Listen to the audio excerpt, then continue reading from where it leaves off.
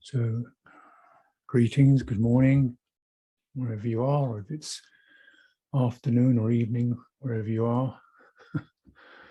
In fact, it doesn't matter.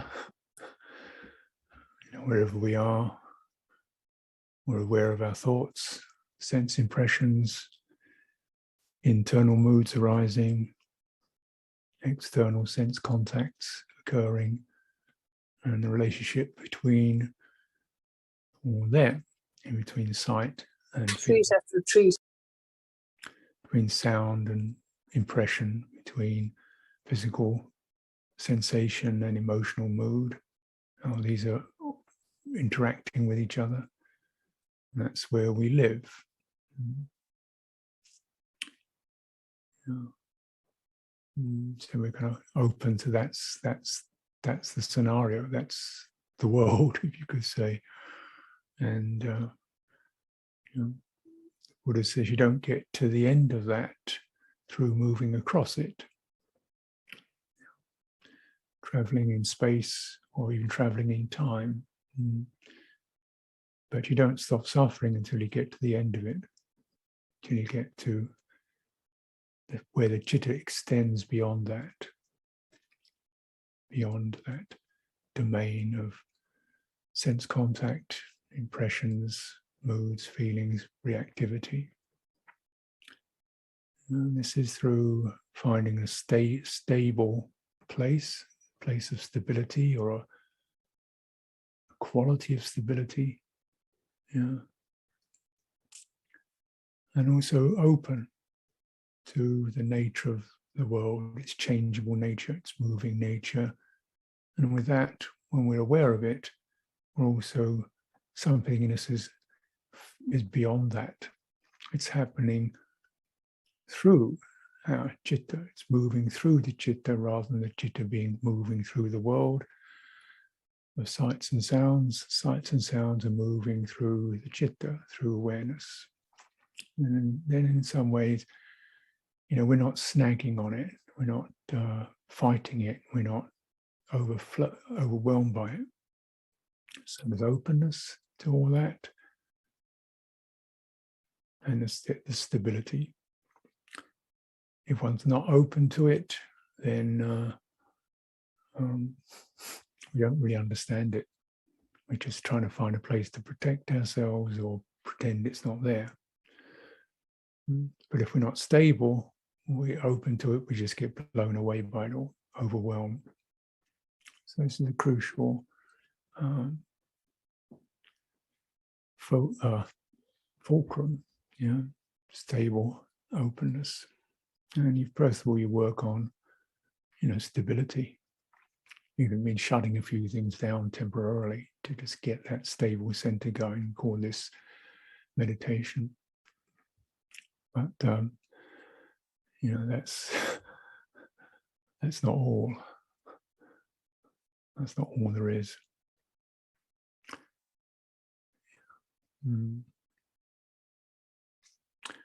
And so when we come to, this is a third day. I hope many of you have been able to maintain a good attendance to this session.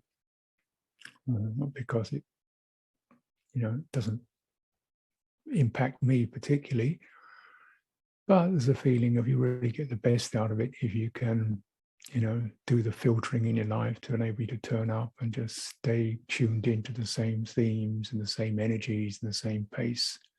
Naturally, it builds up by itself. It builds up a certain focus and a certain steady, patient, reflective quality that we try to encourage. So that can become much more your mode of behavior. Intimate behavior. Do you know what I mean? It's not whether you're, cooking the dinner or whether you're walking the dog. That's external behavior. Intimate behavior is the quality of carefulness, steadiness, unflusteredness, that you're carrying that out with, and lack of reluctance. It's not, I've got to do this and get it over with. Now, if we're doing something, we try to do it with the same qualities. And these qualities are summarized in the Eightfold Path. But the Buddha says in a way the really crucial factors, kind of underlying factors, he said everything turns around 3 factors: right view, right effort, right mindfulness. Right view, right effort, right mindfulness. Three, turning around, mingling and reflecting and cooperating, generate, like you'd say, the dynamo or the pace setter or the theme setter or the guiding light, if you could, if you want to put it, of the Eightfold Path, which itself should cover one's life, livelihood, action, speech, and so forth. So right view, recognizing every thing we associate with, touches the heart, and sometimes association with what's skillful, and association with what's not skillful, and then as a result of that, right view is the recognition of there is value in bringing forth giving, generosity, relinquishment. There is a sense of human relationship. There is this level of experience. There are other manifestations of experience, and there are guides through this journey. So we have a sense of both something you can trust and something you can do and something you kind of belong to, right? In loosely speaking, something you're doing is basically trying to bring forth harmless, caring, steady qualities that leave no regret in your mind. What you associate with, another powerful topic, the human relational realm, fundamentally, and noticing in that, when does it become kind of sort of foolish, put it bluntly, or just non-productive, or and when does it become fruitful, and how do we cultivate that? So you associate with what's good in each other. It's not even saying some people are idiots and other people are wise. No, bits of me are a bit derelict or not quite up to scratch, but some good bits too. So we try to use each other to bring out the best and to help to understand why parts of me are not reawakened and how to encourage those aspects of me that haven't really woken up to, look at that, let's listen to that, and how is that, and so you're developing, oh, right, oh, yes. And a wise person is people who you can bring forth the good in. You get a sense of, well, fundamentally there's trust, and there's pieces that are not awakened in us. And how do we open to that and help each other with that? This means you've got to have a stable ground of common value, common value. We feel harmony is important. We feel honesty is important. We both feel that non-violence is important. We both feel that,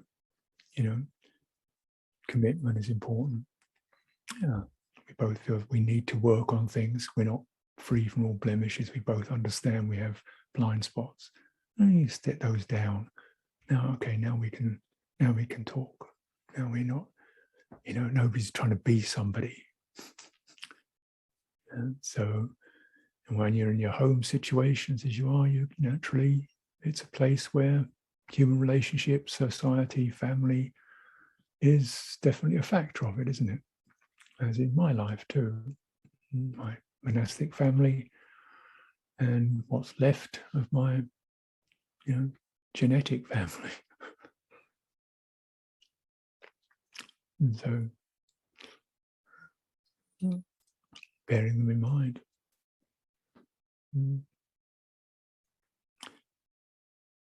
So it's right view, and then right effort. We say the effort to curtail damaging, cut off the damaging, curtail damaging, and recognize the potential for damage oneself and others. Be alert for it, and look out for the nourishing, the calming, the gentling, the qualities that bring you into stability and openness, and treasure them and know how they're cultivated. The right effort and right mindfulness then knows its mission. Its mission is to be on topic with that as we're setting into our embodied domain, into our speech, into our behavior.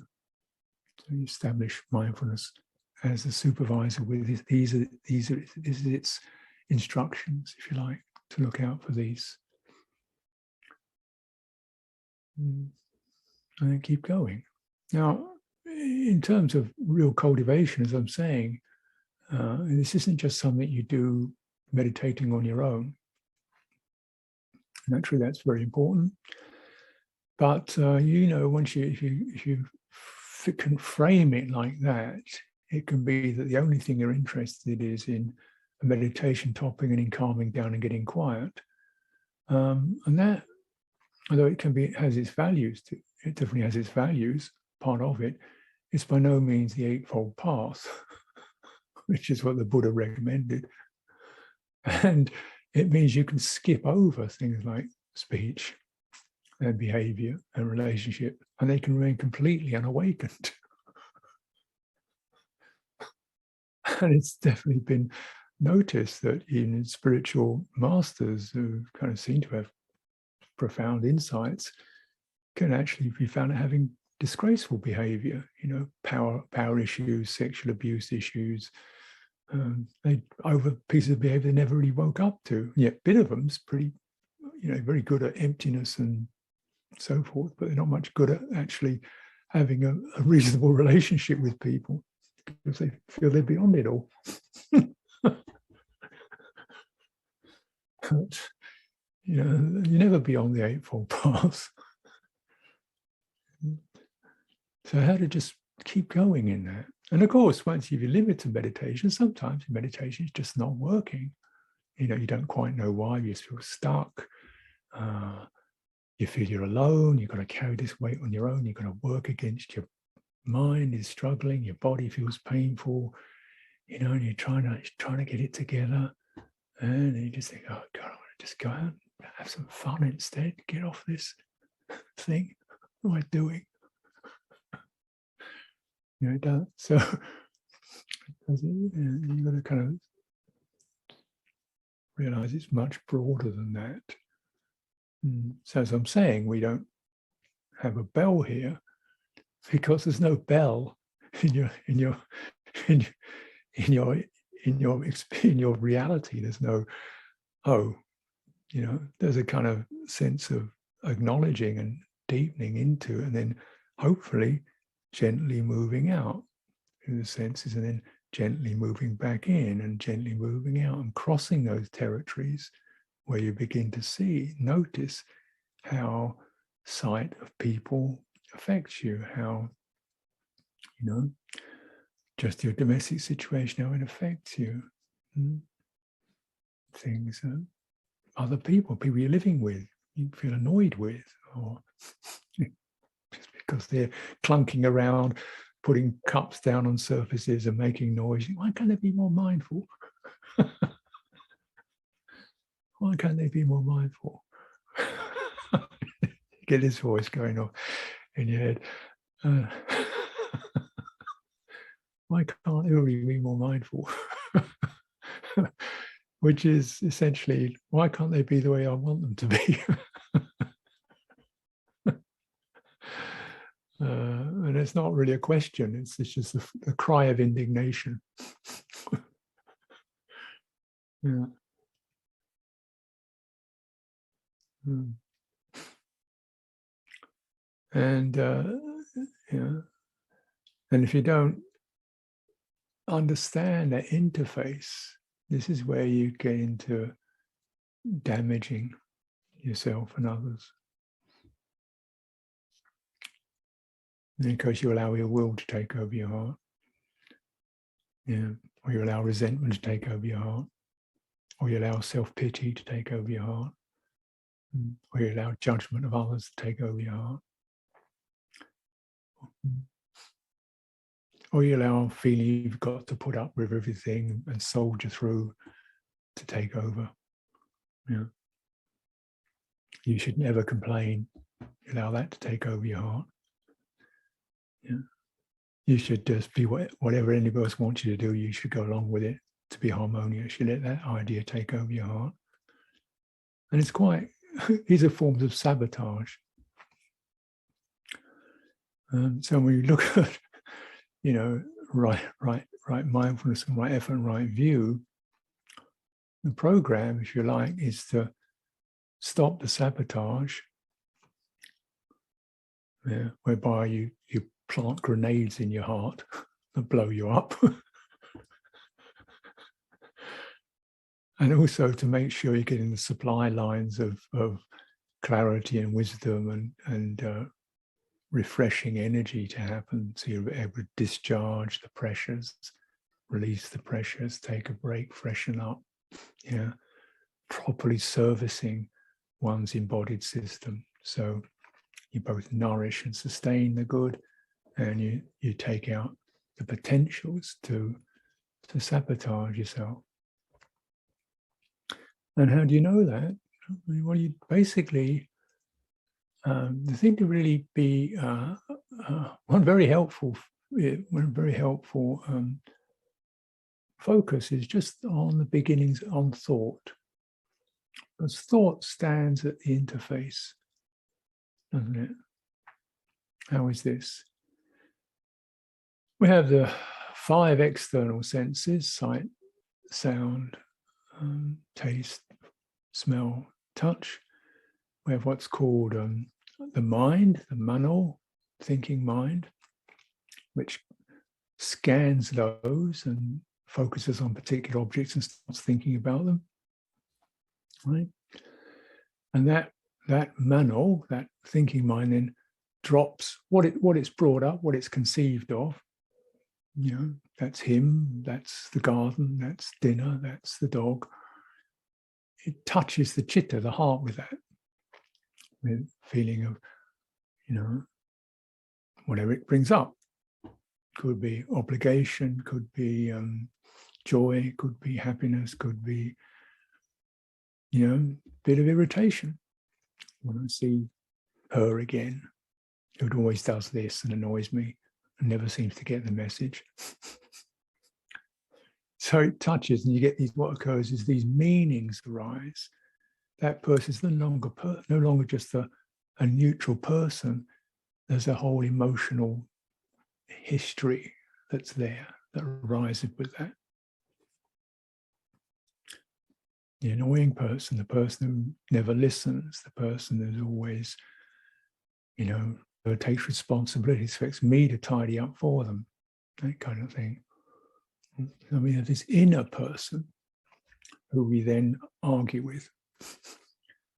And when that inner person arises, that him or her or them, then what arises is an inner person called me, who's pretty fed up with all this, or feeling left out of all this, and not getting the right, not getting the right kind of responses they should be getting. So this little me is a bit, suffering, or not getting listened to, or not being communicated to, or whatever. This is a little me in there. So inside the chitta, there's a little me, and there's other people or another person. And these two are kind of wrangling with each other at times. Sometimes they're crooning to each other, but they're kind of having a bit of a dialogue there. And we feel this is actually the reality, that these people exist. Because they're emotionally colored and flavored, and they've got a lot of energy in them. Right? So that's, yes, that's me, all right. But it's how this me gets created. This me and them gets created. And as it gets created, action starts happening. There's a kind of stirring and a turning over and a moving on and a regretting and a feeling guilty about and feeling inadequate or feeling annoyed or wanting more or wanting less. The stuff starts moving and the emotion starts churning, and then we go into some kind of flooded state, right? And then that flooded state, then that comes out of our mouths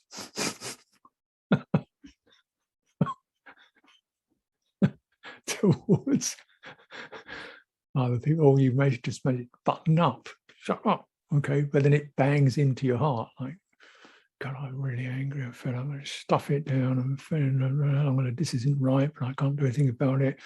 Just got to put it to get depressed, feel frustrated, feel helpless, feel lost. So either you blow it out onto other people or you stuff it inside yourself. And this generates the feeling of the oppressed person. That's pretty damaging.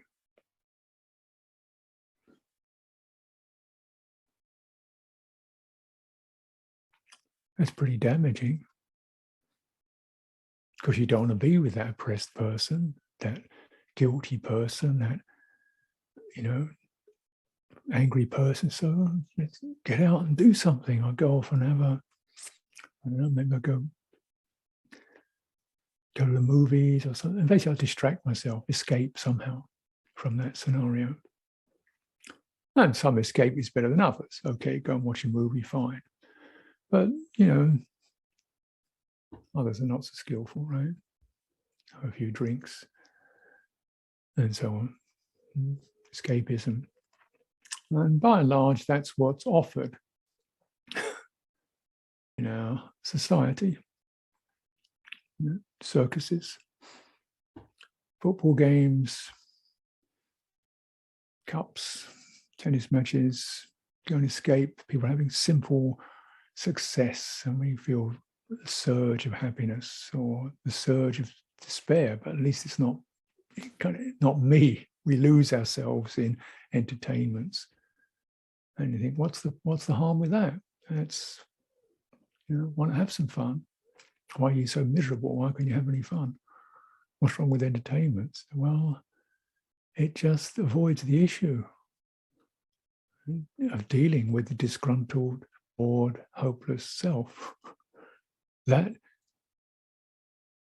unconsciously, of course, reflexively, I created. I didn't, it was created internally. My citta formulated that. And isn't it funny, or not funny, but somewhat when you begin to contemplate these residues of the person that arises, particularly in relationship to other people, how familiar it is. How familiar it is. And that's what gives it its part of its strength. I've been doing this for 15 years, 20 years. And I was doing it with her and him and them. And I was getting the same pattern with this with my job, with my employment, with my office, with my team. And I was getting a similar pattern with my partner, my And it always ended up as feeling, suffering me, frustrated, not getting what they need, getting what they don't need. And then so snarled up, I can't even talk about it. So it's good. And when you have this, some space, some time, I'm not saying you should necessarily deliberately concoct scenarios, but at least to be open to it. And listening to that, particularly the beginning of the thought process, because the thought process begins because the heart is being stirred, and it starts to, as it stirs, yeah, and we don't necessarily immediately feel it and hold it carefully and breathe through it. Perhaps, but it goes into thought. The thought starts muttering, mumbling, questioning, feeling perplexed. These are the emotions that are coming up, and they're not being met and resolved. So they're not being met and resolved. Therefore, they start to go in, build up thought. Okay. Now, and certainly, this is again where you get the idea in meditation. You just stop thinking, but that isn't an instruction. There's no instruction to do that. Instruction could be to not keep giving your attention to topics that annoy and disturb or distract you. Don't give your attention to them. But internally, if these topics are rising, yeah, you want to allay them and resolve them. But that process isn't simply through somehow suppressing it. It's reflecting on it, observing it, and even deeply understanding it. Because the problem is not exactly the thought. The thought is the symptom of an emotional disturbance. And whether we embarrassed by our emotional disturbance, I'm still getting peeved at that. That's a bit embarrassing, isn't it? How, I'm 50 years old and I'm still getting annoyed about somebody doing the washing up or not. I still have these petty attitudes, and well, okay, we'll get over it, because this is reality time. And the reality is the chitta doesn't move in terms of time. It doesn't move on in terms of time. It moves in terms of karma. So you can still be 3 years old. In terms of chitta, you can still be throwing tantrums.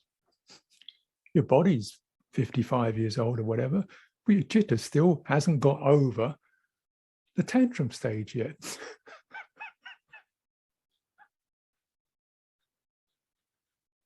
Because it hasn't understood the tantrum. We shut it up. We decided not to speak about it. We turned the other way. We said, behave yourself. So we stuffed it down, but we didn't understand the tantrum. What's the tantrum trying to do? It's trying to establish stability. I'm here. I stand up for myself. I'm not being pushed around. I want, it's a real statement of give me some ground, right? Emotionally. That's what it's trying to do. And of course, it's chaotic and it's unskillful, but you can see what's happening, really. And so you say, actually, problem is you're trying to find ground where there isn't any. Now, to find ground, absolutely necessary, but you're trying to find it where it isn't. Otherwise, you'd have found it by now. You wouldn't be having tantrums at the age of 50. Some part of you hasn't found ground within the experience of fundamentally not getting what you want, people not behaving the way you'd like them to be, and whatever details, but that's the fundamental bit. So therefore, I get this tantrum stage, and then if I'm not careful, it's going to start. I've got some more skillful thoughts going to occur because I know that stuff. I've learned a bit more since I was 3. So I know all kinds of ways I can kind of angle it. Like, don't you think it would be nice sometime or another to just think more carefully about the fact of washing up needing to be done?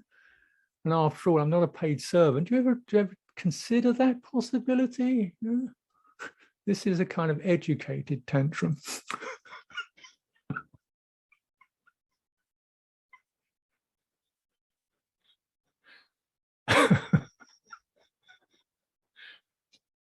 The other person says, oh, I mean, washing up, it's no big deal. I have to work all day, I'm tired out. And there's problems at work, my headaches. I mean, goodness sake, couldn't you give me a bit of support?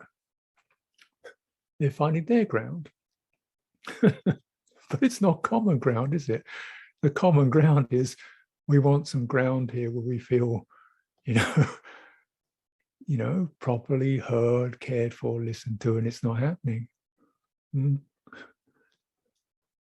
But if we could find that common ground, they wouldn't have to throw tantrums. And the common ground is not little me. The inner me is not the place, doesn't have any ground. Right? That's why little me is never happy, never contented. Little me, that creation in the mind, in the heart, is a ghost, a very potent ghost, but it doesn't actually have the ground where it just,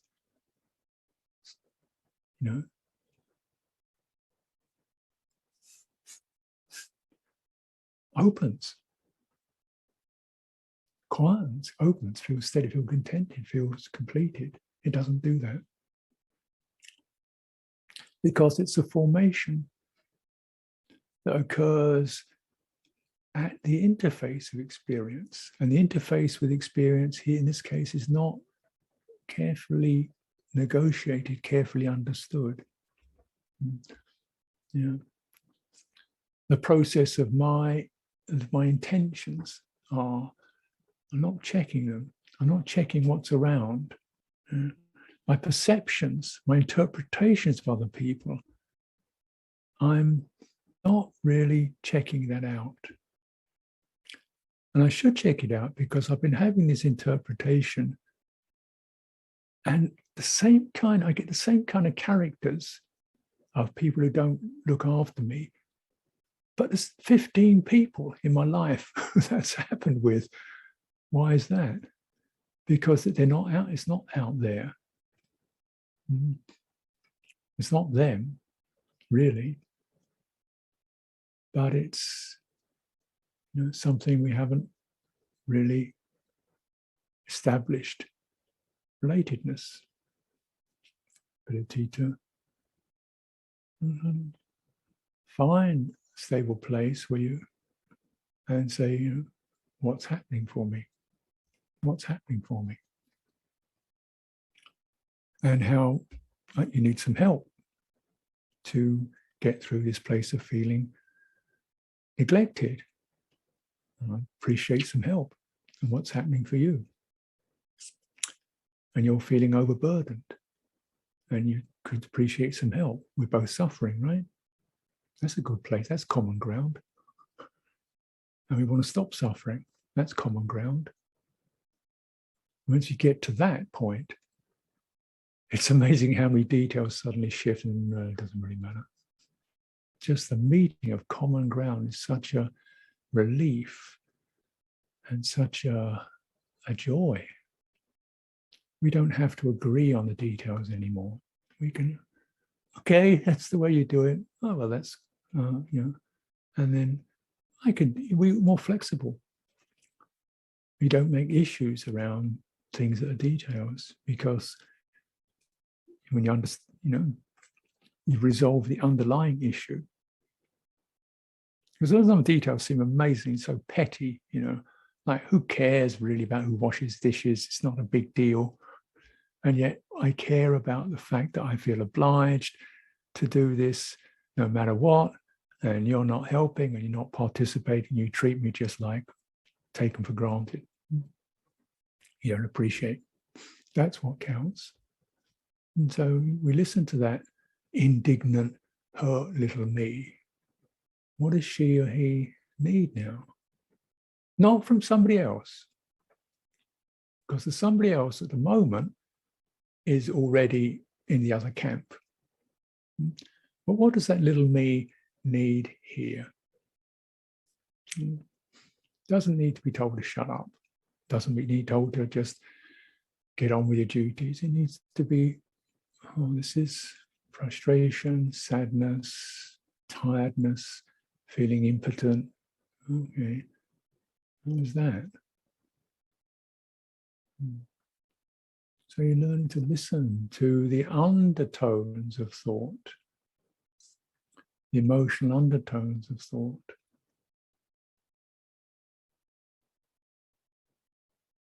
Instead of sabotaging by believing in it, or sabotaging by suppressing it, you process it.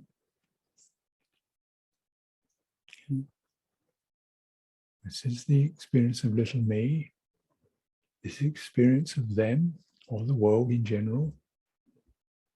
What do they contain? Insensitivity, malice, undermining, the world, indignation, frustration, never being allowed to be who I am. These kind of tones, aren't they? What do they need? So get some space around that. It's open to that. Get some space around that. Don't change it. Don't change it. Don't lose the topic. It's a very important topic. Don't meddle with it. Listen inwardly. Feel what's happening in your body. Try to feel that stability of the body down to the soles of your feet. Feel the tension. See if you can relax in your face, in your hands, in your feet. And we're not trying to get rid of it. We just want to give it a little more space. And if the body is unconstricted, there's a little more space for that energy, which we've begun to experience now, not just as an emotion, not just as a story, but now as an energy. And with energy, you can't say no to it. You can say more space or relate to it. Are you relating to your rage?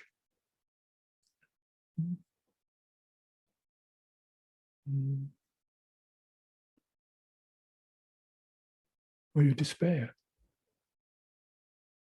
Your feeling of hopelessness? And the energies of those. As I said before, and I'll say it again, the first thing is not happiness. First thing is stability. Maintain your ground in that, with that, so that you feel eventually bigger than that experience. That's what will happen. It's the sign of stability. That's when you get that stability of energy, where you're not pushing against, you're not withdrawing, you're not agitating. Or if you are agitating, that's still not the stable place. The stable place is relate to the agitating. Be open to the agitating, the guilt, what I'm ever supposed to do about this, the feeling overwhelmed. Okay, there's that. That's that. Now, can you feel that the way to relate to it, because emotion is extremely evocative and provocative contact impressions. Once they touch your heart, it gets going. There's no doubt about it. So you've got to, where's the body in this? And write down, okay, let's go down the spinal track, past the throat, past the diaphragm, past the navel, down to the pelvic floor, the base, down the legs, down to the feet, soles of the feet. Open the soles of the feet. Widthways across the shoulders, across the chest, across the hips. Open the hands, open the face. Stable, and that stable begins to open by itself. Now, just touch that again. The stable center, touch it, will cause the citta to open.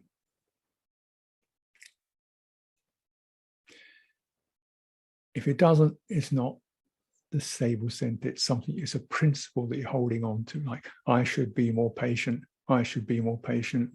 I need to be a patient person. No, that's not it. I should never give in to anger. That's not, I should stand up for myself. No, that's not it. That's tight. That's still me. A place where the body is holding that impression. You know, when you get, because what will happen, if it's the right thing, is you get a sense of something opening. And the energy of the despair, the self-hatred, the guilt, the rage, the fear can then move. It's not the most comfortable experience in the world, but there's something about using your breath to breathe it out and start putting the food in. Don't starve. So once you take the bombshells out of your system, you still need to rebuild. Breathing in, breathing out. Nothing you have to do. You don't have to be in a good state to breathe in and breathe out. You don't have to like people to breathe in and breathe out.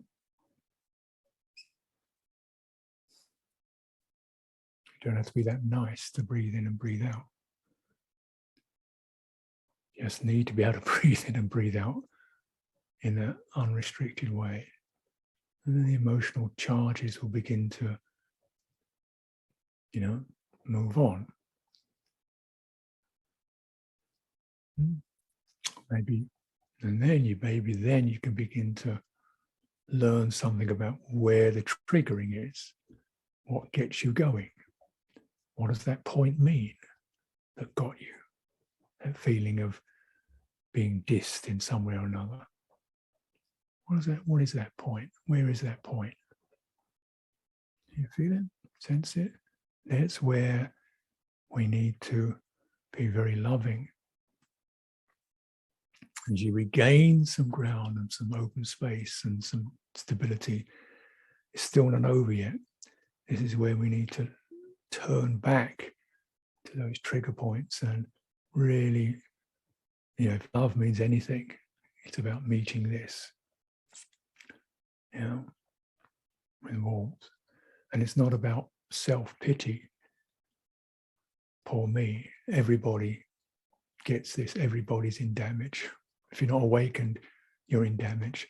So it's not something so special about little me. It's the fact that we all have a little me. That's the problem. Everybody's got one. So what is she saying? How is she? Just looking on with a mind of attitude of, you don't have to change.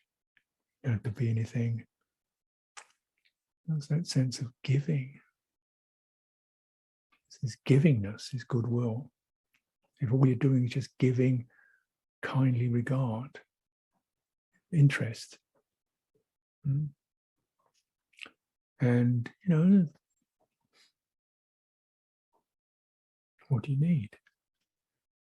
Now that question is already, that's what we call loving kindness. Now, when we talk about, loving kindness, we can imagine it's kind of great radiance, bursts of warm, suffusive feeling.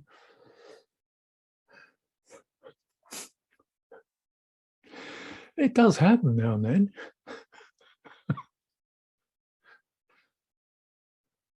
Depending on your emotional tonality, I've never been that great at that kind of fluorescence. It doesn't mean I'm I found actually I'm quite a loving person, but just never made it into the big kind of operatic cascades of feeling. Just kind of sense of, it's just not that expressive. It doesn't mean it's not there. And so, very simply speaking, the ground level of it is just that question is, what do you need? And that's kindness.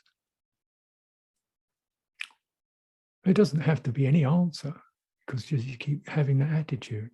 That already is directing goodwill. rather than how can I get rid of you? How can I make you shut up? No, what do you need? Let's see what happens. And compassion is, tell me more. Rather than, so is there anything more? Please tell me more about your suffering. That's compassion. Well, I never do this and I never do that and I'm always trying so hard. Tell me more. Well, I need the day. Tell me more. Well, I just feel anything more? Tell me more. Oh, I don't know. Any more? Thanks for listening. Okay. So you want to hear it with that, but with the mind of compassion, not, oh, hang on until it's over. I suppose I've got to listen to this until then it's finished. No, it should be that will, the will to compassion. And mudita, gladness, say, you're finally getting a chance to allow yourself to be angry. Congratulations. You're finally getting a chance to really listen to that without shutting it down. I'm pleased. You've stopped just being a dutiful drudge. Congratulations. You can live wonderfully. I'm pleased. I mean, I find anger, it's hair-raising, but somehow you feel, wow, there's some strength there. And then, so this quality arises, can arise from that stable place. You don't have to like me, really. I mean, I'd be nice if you did, but maybe that's not happening. But I can respect you and feel glad that you're, processing, getting your stuff out. And equanimity, maybe there's no end to this. Maybe there's no end to this. It's like what Ajahn Chah would say, I think, when there are all the problems in the monasteries and the people getting upset and annoyed and misbehaving and so forth, and you do this, you do that, and you create this system, and then somebody manages to find a loophole in it or doesn't behave properly. So you have a big firm talk it out, and right, so then so and so it's quiet for a while, then something else comes up, and you think, when is this all going to? When are we going to get this sorted out finally? When is this community ever going to get it together? When is this hassle going to be over? And so the only thing you have to get over is the desire to get over it. The only thing you have to get over is the wish that it stops. Once you've got over that, you've touched equanimity, and it's got a vast amount of room for you to exist within, the endless problems, the endless unresolveds, the people misunderstanding me, not getting it right, and me making mistakes. Just here we are. Upeka. Let's just stay tuned into this and cut the ill will. Don't keep injecting ill will into your system. You do have a choice. But for that, you often got to do the work of hearing your sadness or irritation or complaining in a way that's not buying into it, but not closing it down.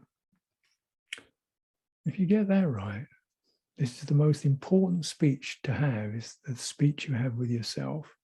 If you get that right, you're much more likely to have that kind of speech with other people, because your mind has begun to operate in that. How is this? How does it feel? Listen to this. Yeah. And and so your external domains can be much more established and secure. We know where we stand. We know where the trigger points are. We know the common ground that we stand on. We don't want to suffer. right? We being together, we've got to be some kind of harmony. We can't seal each other off. So yeah, we know what we're doing. That course and retreat time is a time to cultivate a relationship with little me, and the world that they move around in, until we really see through these and stop sabotaging ourselves and begin to feed ourselves instead, feed the heart instead. Okay, so let's take some time for direct practice.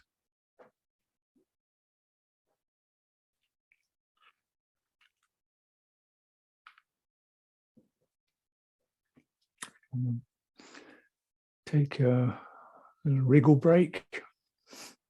Maybe we'll just sit together for the next 20 minutes or so.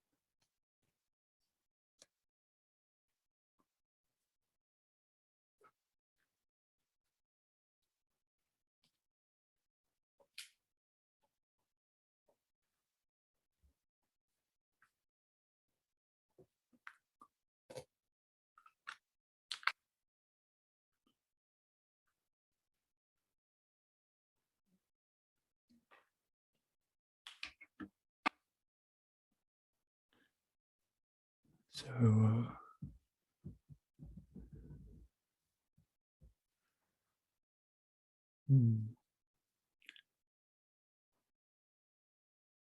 find your pace, how you want to operate.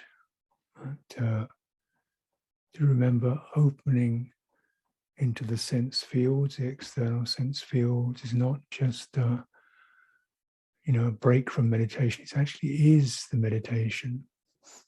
It's an important part of it. So you don't get too saturated, with your own internal material. You can still practice mindfulness, right view, right effort, composure, clarity, moving around, stretching, making yourself a cup of tea. Just find the range so that you feel you're keeping your feet on the ground, not getting overcooked.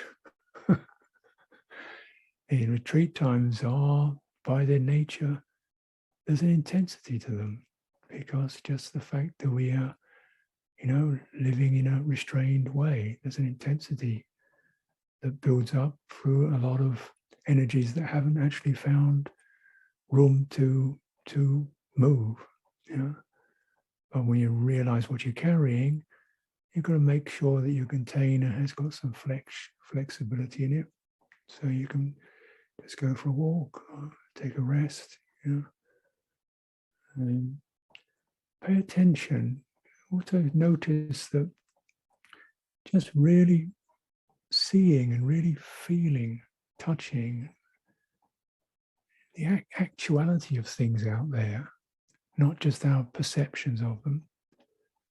There's so many things we just assume, about your room or your house that you've never actually really seen clearly and touched.